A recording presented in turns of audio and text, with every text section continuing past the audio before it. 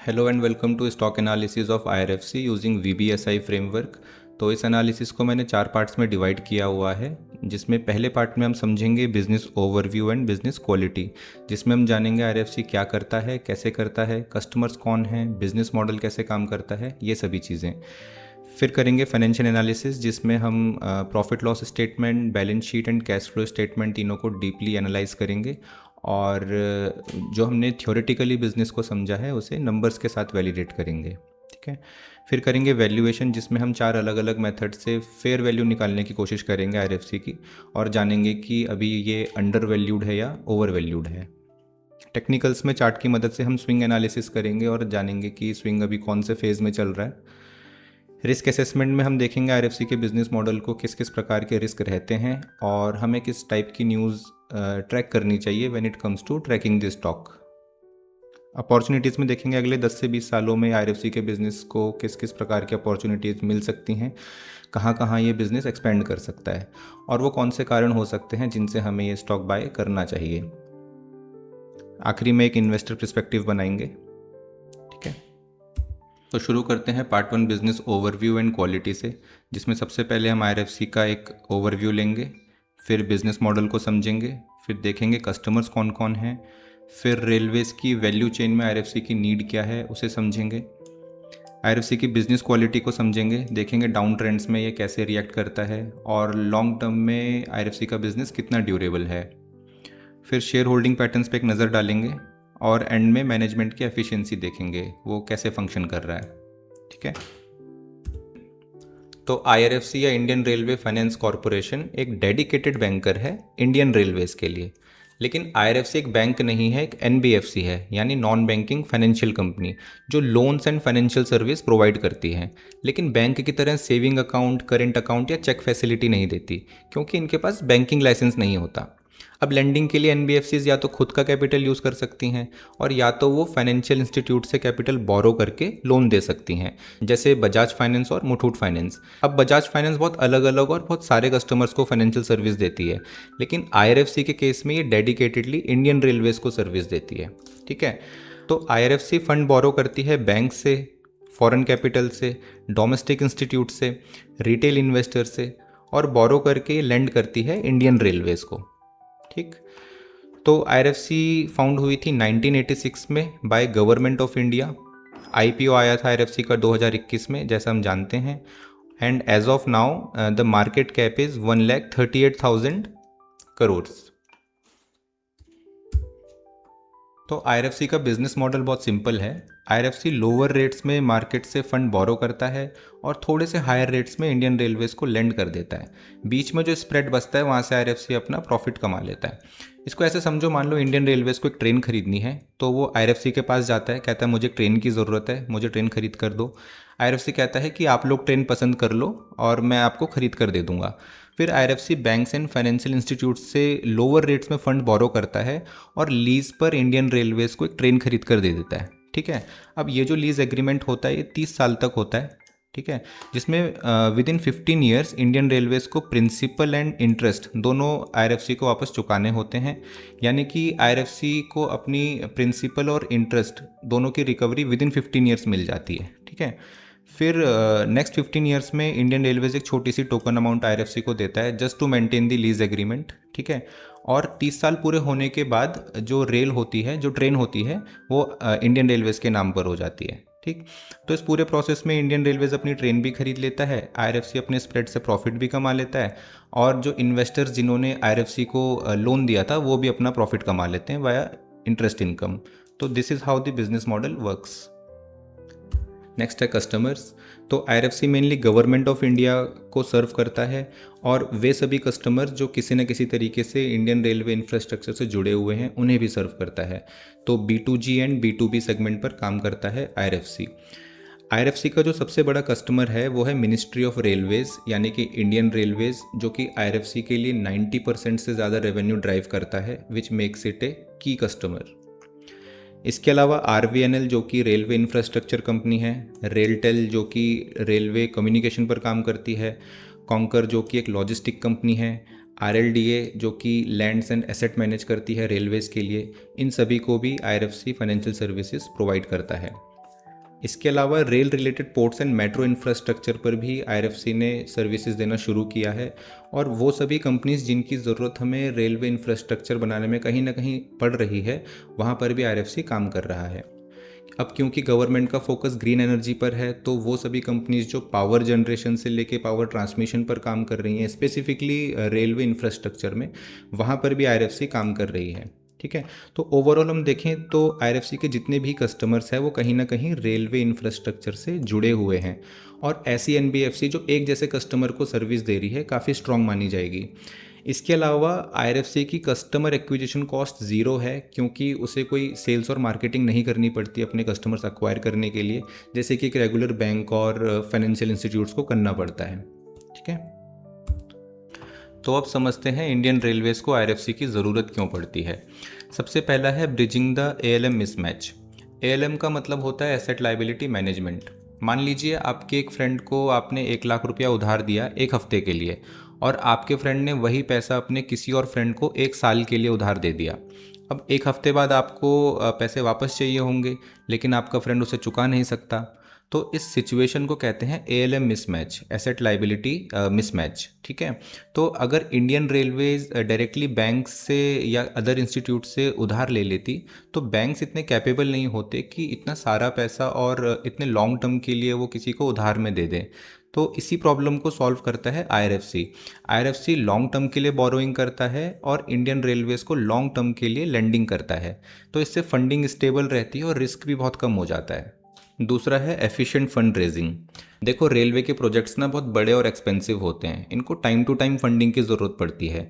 अब Indian railways अगर खुद से जगह जगह से बोरोइंग करती है तो ये बहुत कॉम्प्लिकेटेड और इनएफिशिएंट हो जाएगा। इसीलिए आईआरएफसी ना एक डेडिकेटेड फाइनेंसिंग कंपनी की तरह काम करती है, जो बॉन्ड्स और बोरोइंग के माध्यम से फंड रेज करती है और इंडियन रेलवेज को लेंड करती है। इसका फ़ायदा ये होता है कि फंडिंग प्रिडिक्टेबल रहती है, यानी कि ज़रूरत के अनुसार हमें फंडिंग मिल जाती है। और दूसरा, जो गवर्नमेंट की बैलेंस शीट होती है उस पर डायरेक्ट प्रेशर नहीं आता। ठीक है, थर्ड है dedicated financing vehicle for railways. ये हम पहले भी डिस्कस कर चुके हैं। तो आईआरएफसी क्योंकि डेडिकेटेड एनबीएफसी है इंडियन रेलवेज के लिए, तो इस कारण से इन्वेस्टर्स के बीच में इसके लिए ट्रस्ट बनता है, और इसका बेनिफिट लेके आईआरएफसी लोअर रेट्स में बोरोइंग कर पाता है। ठीक है, तो एफिशिएंट बोरोइंग होती है और एफिशिएंट फाइनेंसिंग होती है। लास्ट है railways is not self sufficient. ये इंपॉर्टेंट है। तो जो इंडियन रेलवेज है ना, वो लगभग ब्रेक इवन पर ही रहती है, और थोड़े बहुत प्रॉफिट होते भी हैं तो उन्हीं की सैलरीज या फिर ऑपरेशंस में चले जाते हैं। ऐसे में अगर उनको एक्सपेंड करना है, नई ट्रेन्स खरीदनी है, नई पटरियाँ बिछानी है, तो उनके पास सफिशिएंट फंड्स नहीं होते, तो उन्हें बोरोइंग की ज़रूरत तो पड़ती ही है। ऐसे में आईआरएफसी से बेटर चॉइस और कौन हो सकता है। ठीक है, अब देखते हैं आईआरएफसी की बिजनेस क्वालिटी को। सबसे पहला है रेवेन्यू विजिबिलिटी। तो आईआरएफसी जब इंडियन रेलवेज को लेंडिंग करता है तो मिनिमम 30 ईयर्स का टाइम पीरियड होता है। ऐसे में जो हमारा कैश फ्लो होता है वो बिल्कुल विजिबल होता है 30 साल तक। तो ये बहुत अच्छी बात होती है इन्वेस्टर्स के लिए कि वो किसी कंपनी का कैश फ्लो प्रिडिक्ट कर पा रहे हैं, देख पा रहे हैं। ठीक है, अगला है IRFC cost plus margin model पर चलता है, which is one of the strengths of IRFC. इसका मतलब है आईआरएफसी कितने भी रेट पर बोरोइंग करे, वो उसमें अपना एक फ़िक्स कमीशन जोड़ेगा, जो कि आमतौर पर 30 से 40 बेसिस पॉइंट का रहता है, और कमीशन जोड़कर वो इंडियन रेलवेज़ को लेंड कर देता है। तो फॉर एग्जांपल आईआरएफसी ने 6% पर बोरोइंग करी, 6% में वो अपना कमीशन जोड़ेगा 0.40, और 6.40 रेट पर वो इंडियन रेलवेज़ को लेंड कर देगा। ऐसे में जो आईआरएफसी के प्रॉफिट्स हैं वो गारंटीड होते हैं, विच इज़ वेरी गुड। अगला है आईआरएफसी की टीम बहुत छोटी है, लगभग 40 लोग मैनेज कर रहे हैं 4.6 लाख करोड़ का पोर्टफोलियो, जो कि इसको सुपर एफिशिएंट मशीन बनाता है। ठीक है, एक एनबीएफसी के लिए काफ़ी स्ट्रॉन्ग पॉइंट है। तो ओवरऑल आईआरएफसी की बिज़नेस क्वालिटी काफ़ी अच्छी है, क्योंकि रेलवे अभी एक्सपेंड करती जाएगी, लैंडिंग चलती जाएगी, और रेवेन्यू की विजिबिलिटी हमें रहेगी। प्रॉफिट्स गारंटीड रहेंगे, डाउन ट्रेंड हो चाहे लॉन्ग टर्म की बात करें, तो अपना कमीशन आईआरएफसी हमेशा लेता रहेगा। क्योंकि आईआरएफसी की टीम छोटी है, वो कभी एक्सपेंड भी नहीं करेगा, तो कम ही लोगों के साथ ये बिज़नेस अच्छे से स्केल कर पा रहा है। तो आईआरएफसी एक फाइनेंशियल मोनोपली है विद ज़ीरो रिस्क, क्योंकि गवर्नमेंट का सपोर्ट है, गवर्नमेंट बैक्ड है, विद ज़ीरो एनपीएज। एनपीएज मतलब नॉन परफॉर्मिंग एसेट्स। तो अनलाइक रेगुलर बैंक्स जहाँ पर कि बहुत सारे कस्टमर्स होते हैं, तो लोन्स में डिफ़ॉल्ट होने के चांसेस रहते हैं, होते भी हैं। लेकिन आईआरएफसी का एक ही कस्टमर है मेजर, वो इंडियन रेलवेज़ है, तो वहाँ पर डिफ़ॉल्ट होने के चांसेस लगभग ज़ीरो हैं। तो इस वजह से हम आईआरएफसी को बिज़नेस को एक क्वालिटी बिज़नेस बोल सकते हैं। अब नज़र डालते हैं आईआरएफसी के मैनेजमेंट पर। देखो, आईआरएफसी की मेजॉरिटी ओनरशिप गवर्नमेंट की है, विच इज़ 84.65%। तो इसीलिए आईआरएफसी के किसी चेयरपर्सन और मैनेजिंग डायरेक्टर के लॉन्ग टर्म विजन पर हम लोग रिलाई नहीं कर सकते, जैसे कि हम लोग और कंपनीज के केस में करते हैं। सीईओज या फिर एग्जीक्यूटिव्स के विजन्स होते हैं, उनको हम लोग देखते हैं, ठीक है ना। तो वो यहाँ पर नहीं कर सकते, क्योंकि गवर्नमेंट की ओनरशिप ज़्यादा है, तो ये एक पॉलिसी ड्रिवन मॉडल है, यानी कि गवर्नमेंट यहाँ पर डिसीजन मेकर है। ओके, तो मैनेजमेंट को ना देखते हुए हम लोग मैनेजमेंट के जो आउटकम्स हैं उन पर नज़र डालेंगे।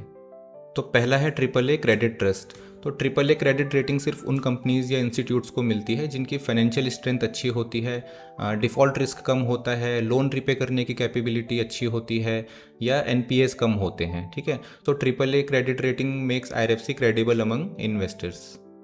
फिर है स्ट्रेटेजिक कैपिटल एलोकेशन। तो आईआरएफसी अपने कैपिटल का इस्तेमाल सिर्फ रेलवेज को फाइनेंस करने के लिए करता है, ठीक है। ऐसा नहीं है कि वो कोई नया बिजनेस अक्वायर कर ले या किसी और डायरेक्शन में फाइनेंसिंग शुरू कर दे।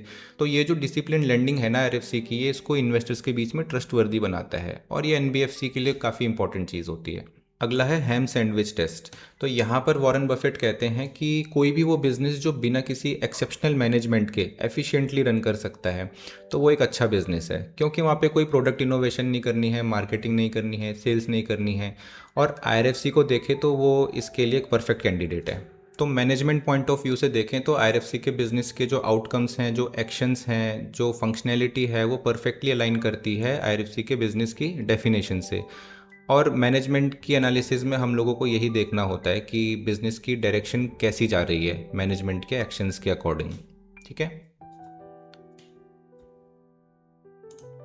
शेयर होल्डिंग पैटर्न्स की बात करें तो प्रमोटर्स यानी गवर्नमेंट की होल्डिंग कांस्टेंट बनी हुई है थ्रू आउट द ईयर्स। तो 2023 के पहले क्वार्टर में शेयर होल्डिंग थी 86.36%, जो कि कांस्टेंट है। लेकिन रिसेंट क्वार्टर में 2025 के Q4 में हमें एक ड्रॉप देखने को मिला है 86.36 से 84.65, लगभग 2% का यहाँ पर ड्रॉप है। तो इसका कारण ये है कि गवर्नमेंट ने रिसेंटली अभी डी इन्वेस्टमेंट किया है वाया ओएफएस यानी ऑफर फॉर सेल्स, जिसमें डिस्काउंटेड रेट्स पर शेयर्स को सेल किया जाता है। तो गवर्नमेंट का प्लान था कि वो 4% तक अपने स्टेक्स को कम करेगी, लेकिन डिमांड वीक होने के कारण सिर्फ 2% तक कम हो पाया, ठीक है। तो इसके मेन कारण ये थे कि गवर्नमेंट को अपने लिए फंडिंग रेज करनी थी, जिसमें उन्होंने 2500 करोड़ रेज भी किए। और दूसरा रीज़न था कि गवर्नमेंट चाहती है कि पब्लिक की इसमें शेयर होल्डिंग बढ़े, ठीक है। तो ऐसा हो सकता है कि आने वाले सालों में हमें गवर्नमेंट की होल्डिंग और कम होती हुई दिखाई दे। तो इसमें घबराने जैसी कोई बात नहीं है कि प्रमोटर्स की होल्डिंग कम हो रही है तो क्या होगा। देखो, आईआरएफसी एक पॉलिसी बेस्ड कंपनी है जो कि गवर्नमेंट के कंट्रोल पर चलती है। तो अगर गवर्नमेंट के 10 से 15% होल्डिंग कम हो भी जाती है तो फ़र्क नहीं पड़ता, क्योंकि कंट्रोल तो भी गवर्नमेंट का ही रहेगा, ठीक है। तो हमने जाना कि आईआरएफसी एक मोनोपोली बिजनेस है। अब गवर्नमेंट खुद का तो कंपटीशन बनाएगी नहीं, ठीक है।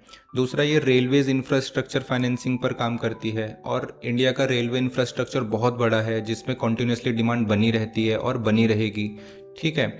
इसके बाद इसके पास है क्रेडिबिलिटी इंडियन गवर्नमेंट की।